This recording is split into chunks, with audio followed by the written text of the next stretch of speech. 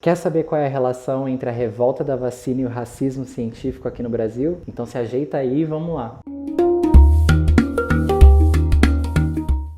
Eu sou Uri Paz, estudante de Sociologia, pesquisador na área de Relações Raciais e criei esse canal com o objetivo de conversarmos sobre os mais variados assuntos que têm as relações raciais como intersecção. No vídeo de hoje nós vamos falar sobre a revolta da vacina e a sua relação com a eugenia e o racismo científico do século passado. Com o movimento anti-vacina crescendo, muitas pessoas estão fazendo uma certa associação entre a revolta da vacina e o movimento anti-vacina. Mas nesse vídeo a gente vai aprender que são movimentos um pouco diferentes. Antes de começar, é importante que a gente dê um passo atrás e veja o panorama do que estava rolando na época. A revolta da vacina aconteceu em 1905 e estava inserida no contexto da Primeira República. Então, vamos fazer uma retrospectiva rapidinho. Em 1889, aconteceu a proclamação da República no Brasil. Então, nós não éramos mais um império e nos tornamos uma república. E essa república foi proclamada apenas um ano depois da abolição da escravidão, que foi em 1888. Então o Brasil tinha um grande desafio na palma das suas mãos. Como é que nós vamos transformar pessoas que ontem eram propriedade, posse, em cidadãos? E nessa época existia uma corrente de pensamento que acreditava existir uma diferença biológica entre brancos e negros. Então tinham os pensadores na Europa como Gobineau,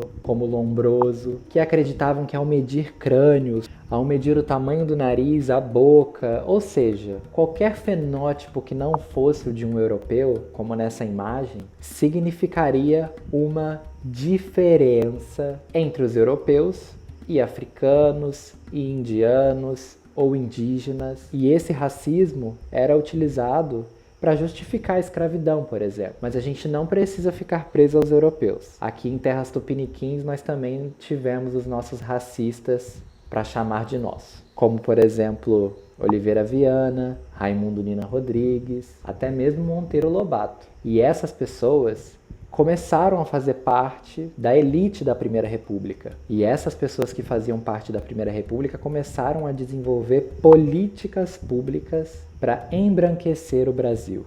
Esse embranquecimento, eles acreditavam que estaria na chave da construção de um Brasil moderno. Porque para eles, a justificativa para o Brasil não ser tão rico quanto a França, não ser tão rico quanto a Alemanha, era por conta da falta de pessoas brancas no Brasil. Então, logo quando a Primeira República foi instituída, políticas públicas foram criadas para que os europeus pobres, da Itália, da Espanha e de Portugal, sobretudo, viessem para o Brasil e embranquecessem a nação.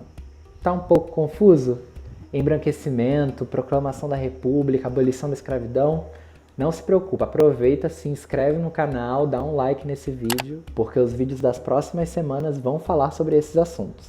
Então nós estávamos nesse contexto, em que a gente queria embranquecer a população, acreditávamos que as pessoas recém-libertas, pretas, pardas, indígenas, caboclos e todos os outros nomes que usavam na época para designar pessoas que não eram brancas, eram inferiores e, portanto, não eram cidadãs. E agora a gente começa a entrar no contexto da revolta da vacina aqui no Rio de Janeiro. Logo no início de 1900 e poucos, na primeira década, nós começamos uma espécie de esterilização de mulheres negras. Porque é óbvio, o embranquecimento só viria se diminuíssemos o número de pessoas negras tendo filhos e aumentassem o número de pessoas brancas tendo filhos. Então nós começamos a ter relatos de mulheres que ou tinham seu primeiro filho e eram esterilizadas, ou eram esterilizadas à força quando iam para algum tipo de atendimento médico. Quando chegamos na primeira década de 1900, o Rio de Janeiro, que era a capital do Brasil, começa o seu processo de modernização. E esse processo de modernização tinha na sua base a derrubada de favelas e os cortiços da época. Os cortiços, como narrados por Aloysio Azevedo, eram moradias insalubres e era um foco da varíola, que era a doença que estava assolando o Rio de Janeiro na época. E como não poderia ser diferente na história deste país, pessoas pretas, pardas e pobres eram as principais vítimas da varíola. Com essa ideologia do embranquecimento em voga, cortiços sendo derrubados, a população negra viu que aquela república não estava os enxergando como cidadãos.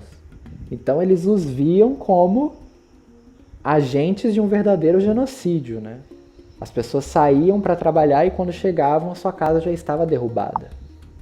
E para conter o surto de varíola foi desenvolvida uma vacina.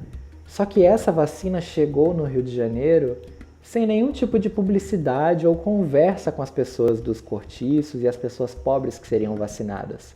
A obrigatoriedade da vacina foi instituída e os agentes de saúde iam até os cortiços, as favelas, que eram os principais territórios da cidade que tinham o maior número de casos de varíola, e já iam aplicando a vacina, sem nem explicar o que é que estava acontecendo. Então, nesse contexto de derrubada de casas, de eugenia, de um país dizendo que as pessoas negras são inferiores às pessoas brancas, pessoas negras não conseguindo emprego porque os europeus pobres, que são considerados dignos de receberem salário, estão tomando as suas possíveis posições de trabalho. Tínhamos todo esse contexto e a vacina de repente apareceu para essas pessoas, vão aplicar essa vacina e vão nos matar. Além de várias outras questões envolvidas, como a invasão do corpo, né? Porque os médicos só chegavam e iriam aplicar vacina em esposas, em mulheres casadas, e tinham essa construção sobre o corpo da mulher, tocado apenas pelo seu marido.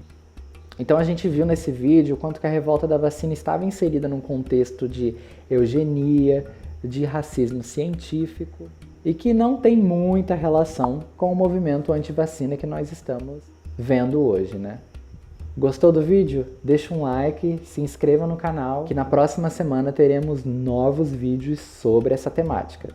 Até lá!